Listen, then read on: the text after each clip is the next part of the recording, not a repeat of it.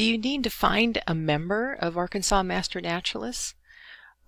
Or are you curious what projects your chapter might be involved with and how to sign up to get information about those projects? We'll cover those two topics in this short video about using the Arkansas Master Naturalist Club Express website.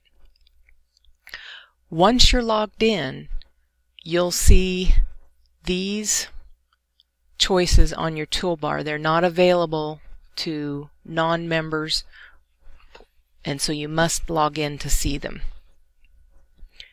And in this session, we're going to look at the membership directory and committees.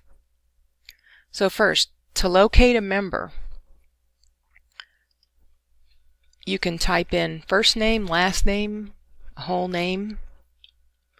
I'm going to use our handy test member, Curious George, and I'm going to search. Now I could limit it to one chapter if I want to. This is going to search the entire membership of the state. And there are two people with the last name of George. We're going to look at Curious. And again, we had to put an address and an email in here, and a phone number, but George is not a real person. So this would give you contact information, and hopefully your person you're looking at will have filled out a few of these things so you can know a little more about them if they wish. But this is a quick way to get a phone number or an address, check the name, check the spelling of someone's name. Just a very basic membership directory. So again, if you try yourself and you don't see much here, you might want to go to your profile and fill some of those areas out. Okay, so George said that he likes to work on the Stream Smart projects. And so I'm curious if my chapter has a Stream Smart team and who I might contact to get more information. So on our website, that's under committees, but many of the things on this page are not committees, but rather projects and groups of people who are working on projects.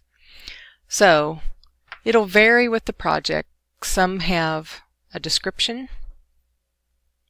and several subcategories. In this case, these are Adopt an Area, and these are the various Arkansas Natural Heritage sites that this chapter has adopted, or other entities that they're working with.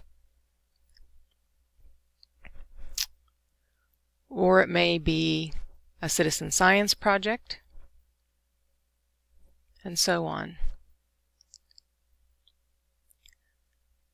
In some cases, you'll see this blue eye.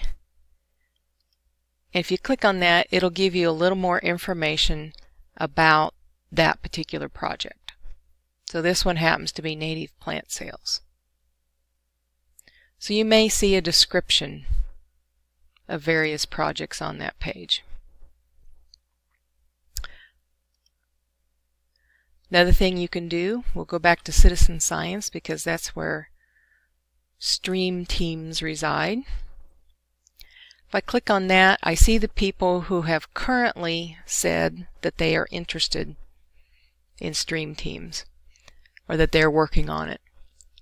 We would really encourage every member to find their projects that they're interested in, either that they're working on or that they want to get more information about, and add themselves to the list.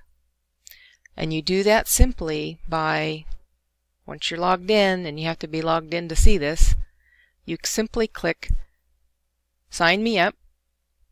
You get this little message, you're now a member, and you'll see your name pop up on this list. Now, anyone that's a member of this list can send an email to all members. You can change the subject if you want to. Or if you happen to know who might be in charge or someone that you've heard talk about this, you can click on their name and get the basic directory information there as well. You can simply click on this and email the person. So there's lots of ways to get involved. You may see some projects on here that you didn't even know your chapter was doing. And in some cases, you may see just places to get more information about local areas or birding. So these would be people that are willing to be contacted about birding, for example. So there's lots of uses for the committee page. Be sure and check it out. You'll find lots of things on our website that will be useful to you.